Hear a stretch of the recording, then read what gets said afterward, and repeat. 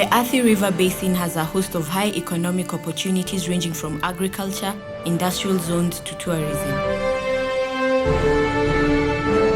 The quality of water from the basin is, however, of concern. There have been serious complaints, and I think this was made worse by the drought that we had. So there has been little water, and the quality of this river has deteriorated. There have been complaints, even public complaints. But I must also admit that the last person to complain to me was our cabinet secretary, who raised the issue that Kenyans are complaining to her. She's repeated it twice, and I assured her that as part of our mandate, we are going to start a program to see what we can do to clean up. The Athi River flows through two major cities, Nairobi and Mombasa. As expected, this brings with it a host of complexities. The growth of industries and rapid population through growth, especially in urban areas, has brought with it environmental challenges. Rapid population growth has led to raw effluent being discharged directly into the rivers and water bodies within the city due to lack of proper sewerage system. The housing development is unable to keep pace with the population influx, and this has given rise to informal settlements which lack proper sanitation facilities. In addition, poor land use management exacerbates water quality deterioration. Where the county government will be very useful is in their function of solid waste disposal and management.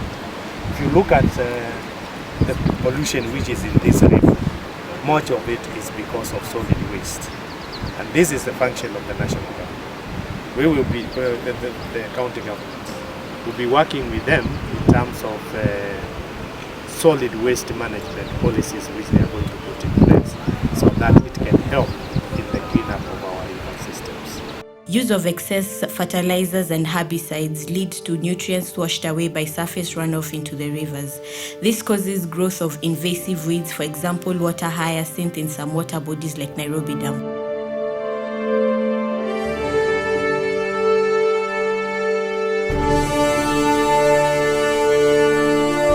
In Nairobi, slums are constructed in riverine, while Kiambu, Machakos, and Kajiado counties, streams, rivers, and wetlands have been encroached into for agricultural use. The county governments have got a function to deal with soil and water conservation within their areas.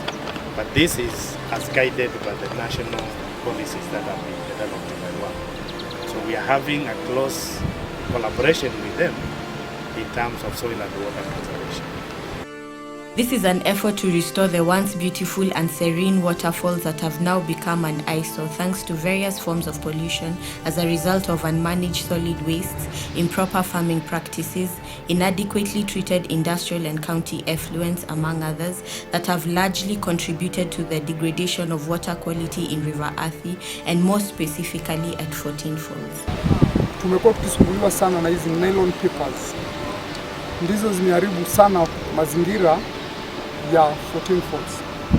Maana yale makaratasi yakija hata ukijaribu kuchoma hayaungui na tunapata shida. The main source of pollution of the river emanate from export processing zone sewage treatment plant discharging into Athi River, Dandora, and Kariobangi sewage treatment facilities operated by Nairobi Water and Sewerage Company, discharging into Nairobi River that later joins River Athi. Kiambu and Kahawa West sewage treatment facilities managed by Kiambu and Nairobi Water and Sewerage Companies respectively that discharge into Kiu River, one of Athi River's tributaries. Thika Town Sewerage Facility that discharges into Ndarugu River, one of Athi River's tributaries. The deteriorating situation has elicited complaints from both utility operators downstream and members of the public. Imeharibikia hapa ama huko mbali? Huko mbali. Hapa hakuna mtu naonanga ameweka sewage ndani, lakini na huko imeinuka ndio inapanga vitu. The once sparkling and fresh waterfalls is now a site with turbid water with discernible smell of sewage emanating from within the fall. Wazungu wamepotea mahali hapa, wafiki sababu ni machafu. Pia kuna ile tunafanya diving. Huwezi fanya diving kwa ile chemical. Huwezi fanya diving kwa ile chemical, maana pia inakudhuru.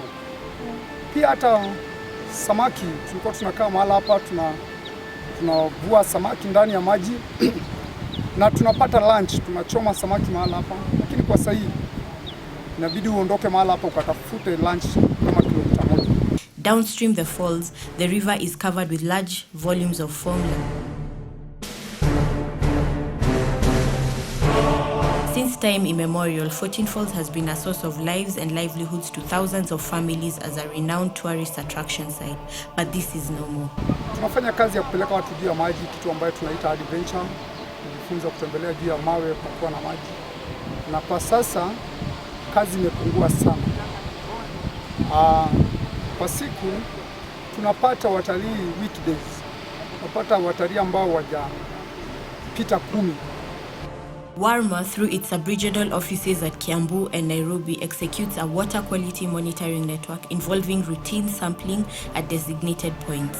In addition, effluent discharge facilities are monitored for compliance with discharge regulation. Have something we call effluent discharge control program.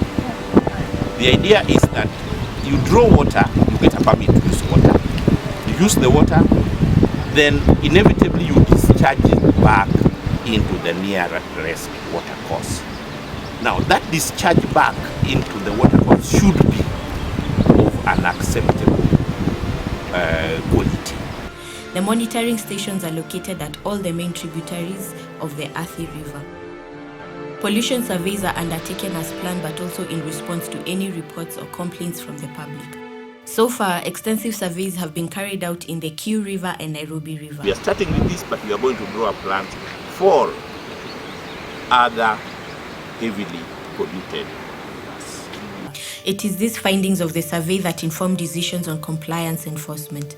In the last 1 year, Wrma has issued orders requiring compliance with effluent discharge regulations to several institutions in the Upper Athi catchment. The main focus should be on the polluters, because as you can see, these things are thrown into the river by somebody. So we want to focus on those people. We already know them, we've identified them, we'll work with them. Our approach is to work with them towards discharging appropriate effluent in the river, but if necessary, we will prosecute.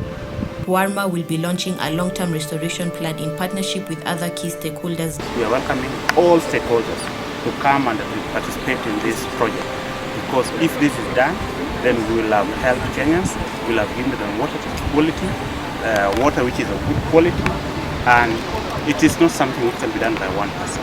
That's why we are inviting everybody, and we are saying it's an open basket. Everybody is welcome.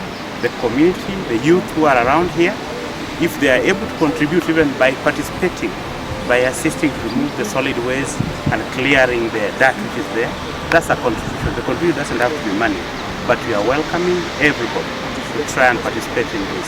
The government alone cannot fund this. It is from these findings that Wrma will be launching a long-term restoration plan in partnership with other key stakeholders dubbed A Clean Athi River, My Life, My Responsibility.